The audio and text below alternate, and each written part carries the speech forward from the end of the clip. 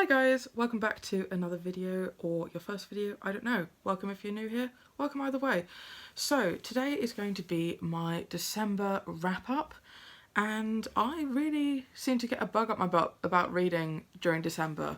I read quite a number of things, but not very many like longer novels. A lot of what I read was, thank you Rich, a lot of what I read was shorter books, shorter plays, just because that was what I wanted to concentrate on during that time. I feel like December can often be very stressful, and I think just having that alone time to decompress and read was what I decided to do, I guess. So I'll get into it from the books I like the least to the books I like the most, starting with my DNFs. So the first DNF I've got here is How Not to Be a Boy by Robert Webb.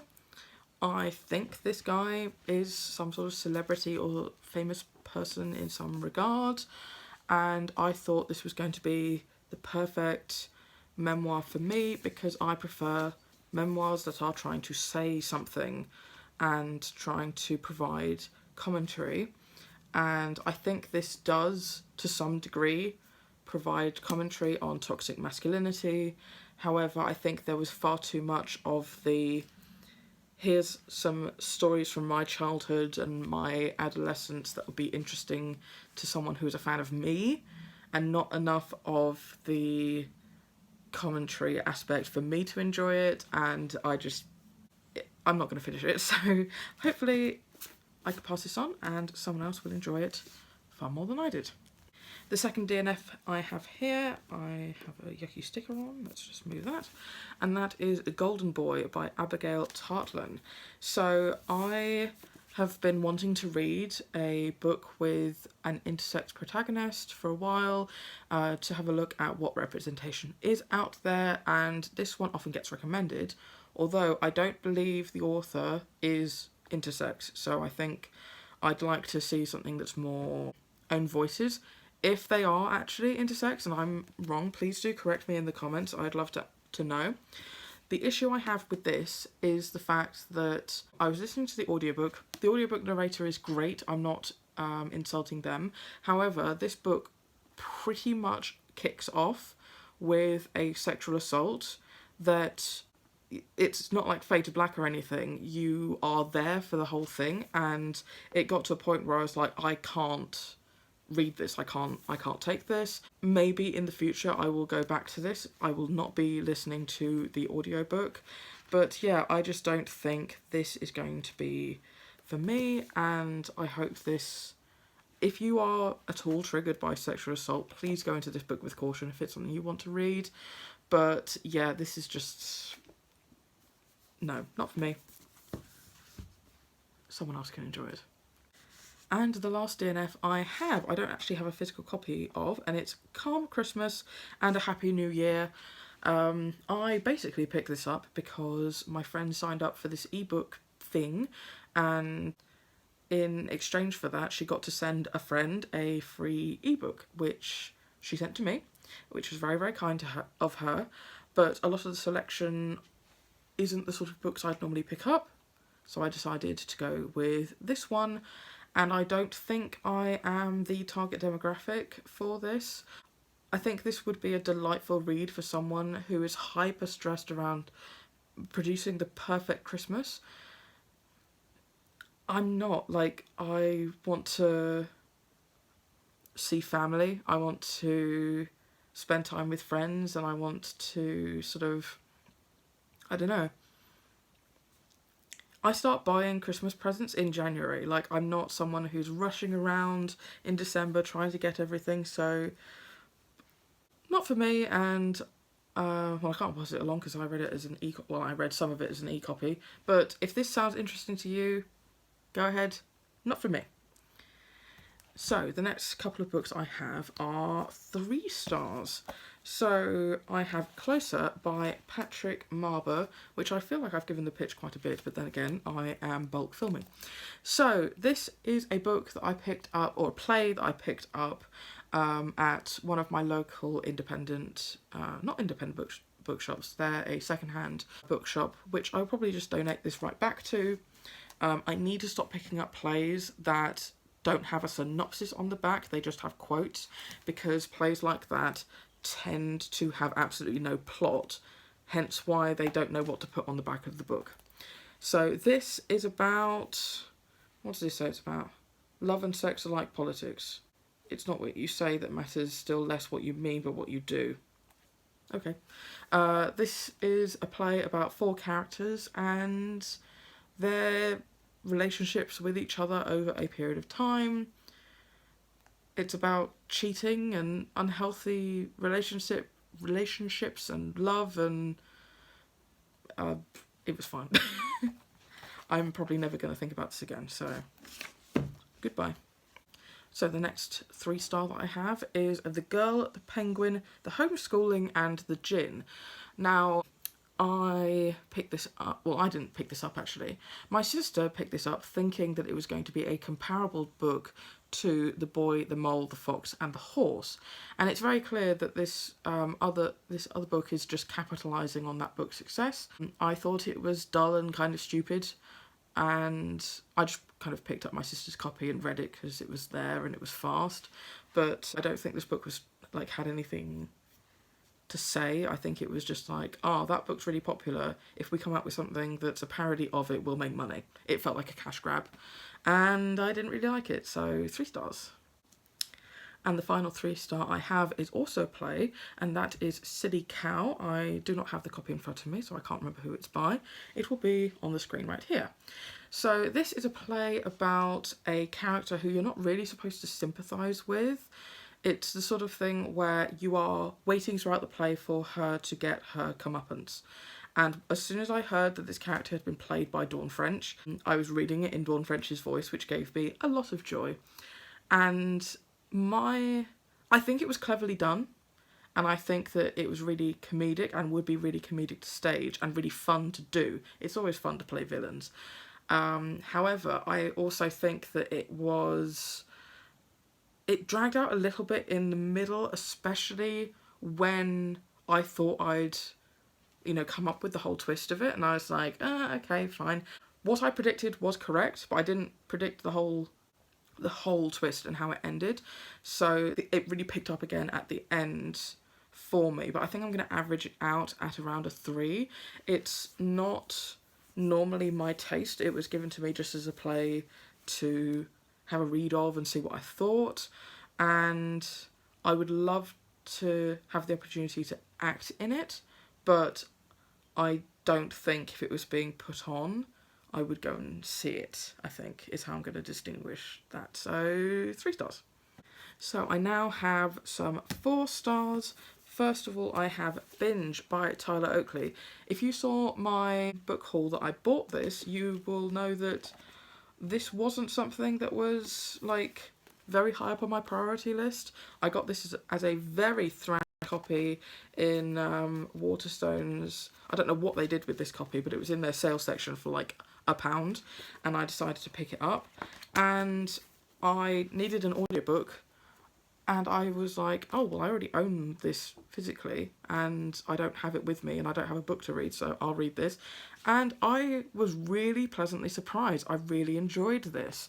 So this is a book about, or a memoir by Tyler Oakley, who has a YouTube channel and has done many things over the internet, and is one of the sort of more high-profile LGBT influencers. This felt so open. Obviously, I don't know Tyler Oakley. I don't know about his life, but I feel like people who have grown up putting so much of themselves online, and the good, the bad and the ugly is all there to see already, it doesn't really matter putting it down again in another form. Whereas I find that with a lot of other memoirs, people really feel like, which is perfectly their prerogative, it really feels like they're not actually saying what they want to say because they want to keep it close to them, which is great, fine for them. But because of that, I never really feel connected. Whereas with this one I did. I feel like it wasn't that he missed anything out to be like, oh, well, this isn't either interesting enough, or this isn't, or this was so embarrassing I don't want this on the internet. It's already on the internet. So I found this really open, and also the fact that I feel like this was used to make commentary on society about coming out and realizing that you're gay, and coming out online, coming out to family members, on overeating, on suicide, on... There's not much suicide stuff in here. It's not a very, very like serious book, but I actually found this really, really good, and I would highly recommend. And I don't even watch a lot of Tyler Oakley's videos. I've probably watched about 3, but I really enjoyed this. And a conversation in here that I really, really related to is, I'll have to look it up again and like highlight it, but it's where people have a lot of experiences coming out to friends, to family members. People will react very differently. And I feel like you have a whole spectrum of, it taints, like on one end you've got like, this fact taints someone's view of you, and they don't want to be associated with you, or like, they're like, you're bad, you're awful for being this thing that you can't change about yourself, which is disgusting. On the other end, you have people who are like, great, we already knew and it doesn't change anything. You have the, oh, I didn't know this about you, but that's great that you've told me, and I'm so proud of you, and like, I'm so glad that you were able to share this information. And you have that sort of more positive end. And something that I've found really difficult to deal with, because I've not had so much of the negativity, but the negativity where it's that the person is thinking they're doing the positive end is one of the hardest things to deal with, I have found, for me, where it's like, oh, we love you and we're so proud of you, but this thing about you is disgusting and awful and we want to fix it for you. And like, the words can be horrible, but the phrasing is like, oh, we love you so much, and it's something that is really, really difficult to deal with. And this is what Tyler goes through with some of his family members, and when he talked about that, I was like, wow, you managed to put that into words, and it's something I really identified with. So I think that whether or not you are a fan of his, this was a good book to read, and I really enjoyed it, so highly recommend. Kind of feel bad that I have such a thrash copy now, but oh well, it's readable, I guess. The next book I have here is The Lamplighter by Jackie Kay. I got this at Gaze the Word in London, which is one of the UK's only LGBT bookstores, if not the only LGBT bookstore. And it's a fantastic place. Please go if you're ever around sort of Russell Square area. It's really good. And it's pretty much only featuring authors who are LGBT. Reg. Thank you. Please stop farting. Or where the characters in the books are LGBT. And this features in the former category. Jackie Kay is, I believe, a lesbian. This is my 3rd book by her that I have read, and this was sort of like my sort of 3rd time's the charm. I really wanted to like a book by her because both of her previous novels have not worked for me for one reason or another. But I'm not talking about those. I'm talking about this. This was lovely. Lovely. Okay, let me rephrase that. This was brilliant. The subject matter is not lovely. So, this book is about 4 kind of main characters, and I would really love to see this staged. There are so many... So this is another play, and my friend Luke picked this out for me just as a... I want to get a play, please pick one for me. So he picked this one, and... Oh, how do I even describe this? This is a book about slavery, and with the way that it's written, it's about these 4 women's experiences. And I feel like with the way it's written, because every character tells every character's story, it feels like it's very all-encompassing.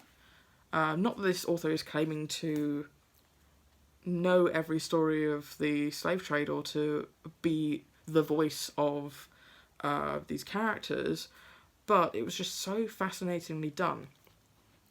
And I feel like this is one of the best representations of the words are so strong that it's not the sort of play that you need to give a lot of stage directions. There's quite a number of plays that I've read with very, very little stage direction, but I feel like those can come off as incredibly lazy because of the fact that I think the story would have warranted stage directions. However, with this, you could have these four people just standing there and have maybe a screen behind them showing different things. And there are, like, sound directions. There's a lot of sort of more noises that are being played in the background to give some sort of ambiance to some sort of scene and where you are. But I feel like you could take 10 different versions of this directed by 10 different people and you'd end up with 10 very, very different plays.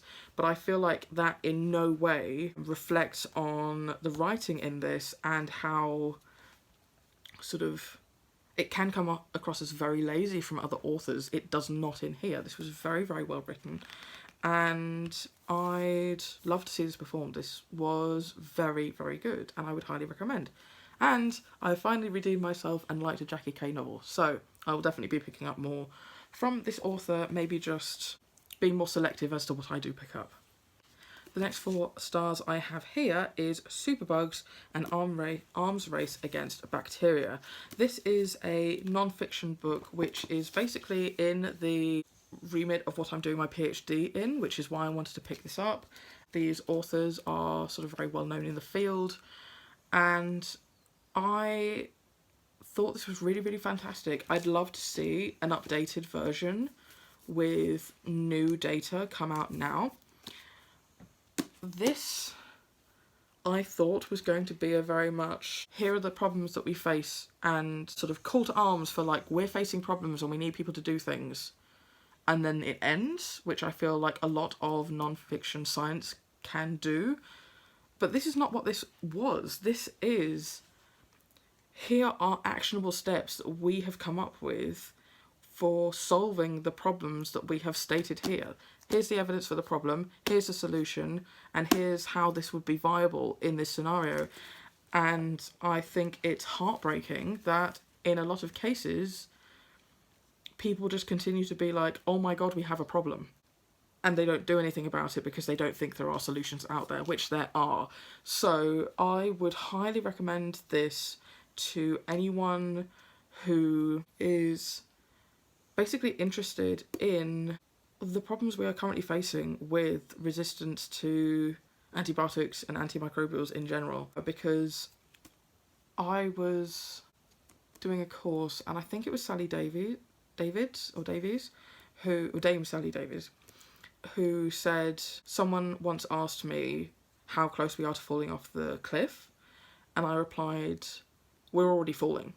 It's a question of how long before we hit the ground. And I feel like this was so digestible and so, not positive, but it actually gave people actionable solutions that I think this is a great, great book, and I really hope that more people pick this up and read it. So on to some books that I don't own a copy of, but I also gave 4 stars. So we have Ice Cream and Sadness, which is another Cyanide and Happiness book. I like their comic style and it was fun, and don't pick this up if you're easily offended. It's very rude humour, so not much more to say. I also read Leather and Lace, which does sound more BDSM than it actually is, but it's basically a book of short stories, all by one author, and all on sort of one topic. So it's every story switches to a different person on a roller derby team. I'm not into roller derbying as a sport to watch or do, but you could really tell the passion that this author had for the sport, and what I loved about it was the camaraderie between these teammates, and also the really inclusive stories in here. It is a sport where, especially for women, where you just assume everyone in it is gay, and there was a lot of commentary on that, but also you did have queer characters and bi characters and women of colour, just like there were so many identities explored in here, and for such a short and sort of like fun-ish read, I think it really packed a lot in, and it was a lot of fun. So if you have a couple of hours that you just kind of want a kind of sports-y queer book, this was great. I read Queer, the Ultimate LGBT Guide for Teens, but I read the updated version. I don't know what that's called, but it's like, it says it on the cover, like updated second edition or something. And I feel like this was the best book that I've ever read that introduces LGBT concepts for teen readers, and I think I will continue to recommend this for as long as I'm recommending books. And it was just so inclusive, but also giving actionable steps, but also making sure to know that definitions change and that things that work for one person won't work for another, but still being a sort of useful guide. And I think like warning teens of the dangers of abusive relationships, and just like, I feel like this was just a great story, and I think that this book will do a lot of good, and I would highly encourage any teen reader to read this. Regardless of whether or not you are LGBT or not, I feel like it was just fantastic. Another book I read and also gave 4 stars to was The Gay Agenda, a modern queer history and handbook. Now, I did give this 4 stars, but I feel like I kind of averaged that out because the queer history side of the book I thought was great. I just thought it was going to be another rehashing of Stonewall, essentially, but the figures that it brought to light and the history that it talked about is a lot of stuff I had never heard of, people that I'd never heard of, and I really appreciated that. And it was very clear that these authors did a lot more research than just like a rudimentary Google search about Stonewall. As soon as it got to the handbook side, I was like, this is very basic information. I wish it had just been a sort of history style book. I feel like it would have been stronger. I also feel like the writing style was just the slightest bit juvenile for me. I think that it was like trying too hard to sound cool, and it kind of ended up sounding a bit bizarre because of that. But if you are looking to find out more about queer history, especially queer history that people are trying their very hardest to stamp out, I would highly recommend this one. I'm nearly done with the 4 stars, don't worry. So, my second to last 4-star is The Seep by Channa Porter. I really loved this. I feel like it wasn't a conclusive story in and of itself, I don't think, but it was almost like the exploration of a concept and a world where it kind of leaves you thinking, whereas I still really enjoyed the story itself set in this world. Let me backtrack. It's essentially about an alien race that want to learn what it means to be human, and they don't want to take over the world and rule the world and destroy things. They want to observe humanity, and in exchange for observing humanity, they have decided to fix all of society's problems.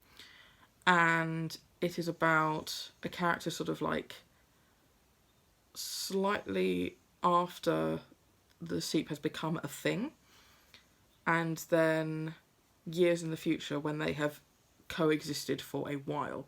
And it is essentially a commentary on the removal of what it means to be human when you don't have any problems and you are forced to only have good things happen. And I feel like it was really fascinating. The main character is trans, and there's commentary about that.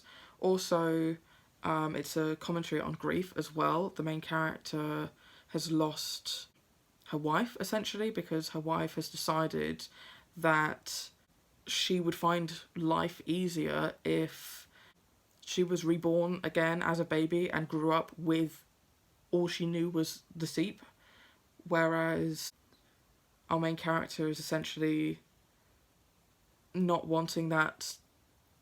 Well, not wanting that. She doesn't want her. She sees that as the death of her lover. And so you have this sort of like really fascinating commentary on grief. I do completely acknowledge the comments that this book is really weird and really confusing and really convoluted, and also like in some regard doesn't feel complete, I think, because it's so short. But it did really work for me. I think that I'd love to see more short books written in this sort of universe as an exploration of the concept, rather than... I enjoyed the concept more than the story, but I still enjoyed the story, I think is how I'm describing that, which probably isn't a very good description. But if this sounds like something that you would be interested in, it was very short, so even if you don't like it, you didn't waste a lot of time reading it. And no, this is the second to last 4-star. I read The Order of the Pure Moon Reflected in Water. First of all, this cover. This cover is stunning. So this is about a woman who essentially loses her job as a result of a bandit scuffle in a coffee shop. So she decides that she's going to join the bandit group, and it's about the secrets that these characters have and how these characters sort of grow accustomed to one another's presence. It's sort of a fantasy story set in, I believe, Korea. And it was just very beautifully written. It feels like a classic fairy tale, but I love how strong-willed the main female character was. I loved her convictions. It is more religious than I normally go, but I found it really interesting in terms of her character development, her opinions on specific religion, and also an interesting commentary on being an anchorite, which I'd only recently discovered what that meant, but that was also very interesting. Also, there is trans representation in it. I don't know whether or not the author is also trans. I would have to look that up, but I do feel like I thought it was very inclusive and I really enjoyed it. Something else I really enjoyed representation-wise was one of the bandits is bisexual, but has a preference for one gender over the other, which I don't feel like is a bisexual experience that we get to read about. Normally it's like, oh, I'm 50-50, or like, gender doesn't matter to me, which is perfectly valid ways to experience bisexuality, but it's not the experience of everyone. And I really like the fact that there was discussions in there about how, oh, is he this or is he that, because of the fact that he prefers this over the other, and I just loved that discussion portion. And the last 4-star that will kind of lead into my 5 stars as well is I have Sappho, 100 lyrics. I have already got disgusting fingerprint marks all over this. So these are essentially poems and lyrics written by Sappho and translated by Bliss Carmen. So for those of you who don't know, Sappho is an ancient Greek poet. She lived on the island of Lesbos, which is where we get the term lesbian from. Women who lived on the island of Lesbos were called lesbians. And Sappho is where we get the term sapphic from, because of the fact that she is incredibly famous for having written a whole lot of poetry about how beautiful women are and how much she's in love with them. And like, there's a poem called Ode to Aphrodite or something, and it's about her calling on Aphrodite because she's in love with a woman who isn't in love with her, and she's like, oh, help me. This was beautiful. I think that this was a good collection of poems. I haven't managed to find something that's sort of like all-encompassing in terms of Sappho's work, and also it will depend as well on different people's translations of the original work. A lot of her work is considered to be lost. It's thought that there was quite a lot of her poetry stored in the Library of Alexandria, which of course burnt down, so we only have a fragment of it left, but I feel like this definitely stands up today as some of the best poetry ever written, and I would highly recommend, whether or not you're a fan of poetry or about classic queer literature, this is great. And moving on from that, I also have a 5-star. So I read another poetry collection of Sappho's work called Come Close, which takes its title from one of the poems, I believe. And this one I enjoyed even more. I feel like it was a more curated selection rather than just here's a bunch of lyrics and poems. And I found this fantastic. I feel like I will continue to try and pick up books about Sappho and sort of going through her poetry, because I really enjoy her writing style, and I was highlighting things left, right and centre. I originally read this as a Kindle book, but I definitely want to get my own copy. And after almost 40 minutes of filming, I am finally down to my final 5-star of the month of December. Again, I feel like I'm talking about a lot of books, but a lot of these are very, very short. So I read, finally, The Tea Dragon Society by Katie O'Neill. I loved this. I could put every page of this comic book or series on my wall as an art piece. I feel like it's so inclusive and delightful and wholesome, and just it's a stunning series. It's essentially about a world where there are very rare dragons that grow tea leaves on their backs and on their horns, and it is about the keepers of these dragons and about legacy and people wanting to sort of skip steps because it's faster, but you get a less personalised and lower quality result. And it's about traditions not being lost and about relationships. It's also got queer characters and characters of colour, and excuse my dog snoring. It's just stunning. I know that I'm by far not the first person to speak about these comics, but I can't wait to get into the other comics in the series because they're just stunning. And there you have it. Those are all the books that I read over the month of December. I had a really, really good reading month, I feel like. It not only in terms of the amount of books I read, but the amount of 4 and 5 stars I gave out. I really, really loved a lot of what I read. I have recently asked for just a book you've read recently. What's a book you've loved recently? That's a different one. And I will see you in another video. Thank you so much for watching. Bye.